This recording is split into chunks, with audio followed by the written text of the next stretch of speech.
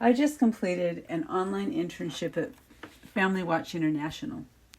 This is a nonprofit organization organized in 1999, and it works with the United Nations and 170 countries to uphold traditional family values through helping write policy and inform the public about harmful curriculum being taught in schools, which desensitizes children about it by exposing them to explicit and erotic sexual material that rob children of their innocence and lead them to a lifetime of negative outcomes.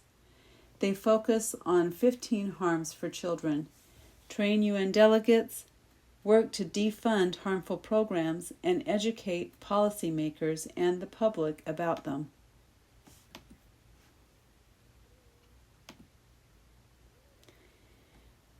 I had looked locally for an internship, but hadn't found one. I received a notice through my BYU Idaho account that Family Watch was accepting internship applications and reached out through email to the internship supervisor, Katrina Howe.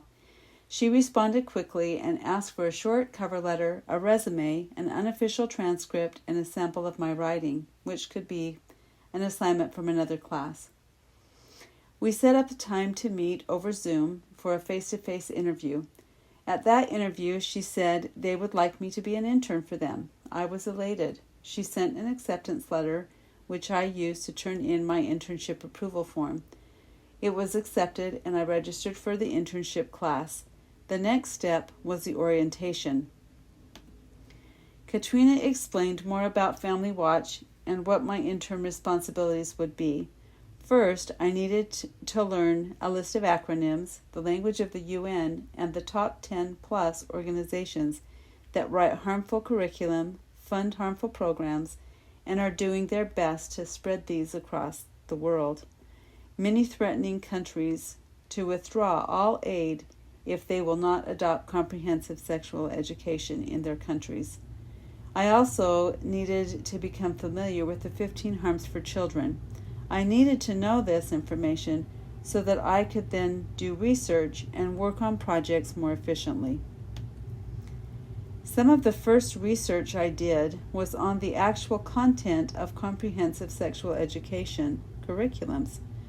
So, is comprehensive sexual education really that bad? I was appalled at what I found. I would encourage you to go to familywatch.org and see for yourself. These are things that interns like me have collected, which have been added to the site to help parents understand what battle they're fighting. It's no longer the story of the gingerbread man. It's the story of and anatomy of the gingerbread person, complete with a rainbow brain and rainbow-colored print. It gets worse from there. Why are they teaching 9-year-olds to put on a condom on their partner and repeating you have the right to sexual pleasure over 65 times and bringing up abortion over 100 in one curriculum? If I spent an hour describing to a child how delicious chocolate chip cookies are and that they have the right to eat them, then explained how to enjoy them without their parents knowing because their parents just wouldn't understand, I don't know one child who wouldn't become interested and look for opportunities to taste them if given a chance. One of the projects I worked on was to update the funding that is given to each state, list the curriculums that they're using that are harmful to children. You would be surprised how much money is being given by the federal government to fund these programs that groom children to become sexual addicts. What grade does your state have? These grades are given by SIECUS, Sexual Information and Education Council of the United States, and you don't want an A. They grade on how well the state follows their content curriculum and if the sex ed requirements include everything they think should be taught at each age. I was assigned a partner, and we were asked to write a policy brief on children are sexual from birth. CSE's excuse for continuing to lower the age of comprehensive sexual education in schools and clinics. I work specifically on how the pattern that groomers use in grooming their victims is followed almost exactly by the CSE program delivery system. You may be asked to write a policy brief on a subject that interests you. These may be added to the FWI Policy Brief Library. Some classes that will be of great benefit to you in this internship are first, the prerequisite for this course, Child and Family Advocacy, Family 460. Not only does it expose you to the LGBTQ world, but helps you learn to share your views in ways that will be beneficial and more easily accepted by others.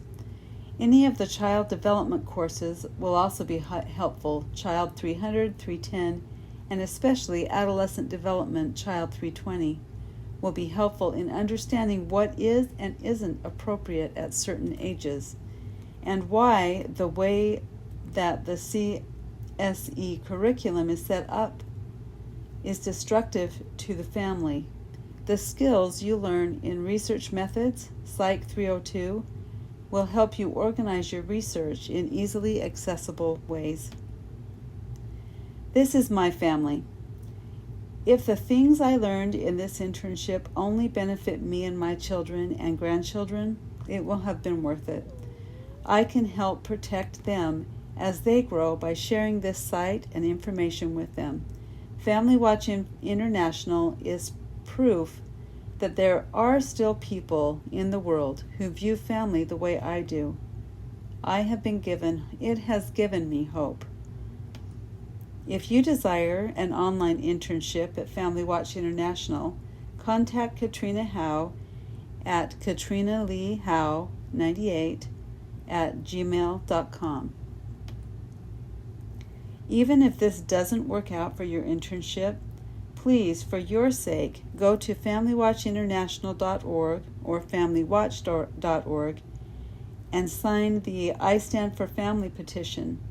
Check out their compelling documentaries and policy briefs, and buy a copy of the Stand for Family for the family to show you how important and easy it is to get involved as a regular citizen. You have a voice. Now it can be heard.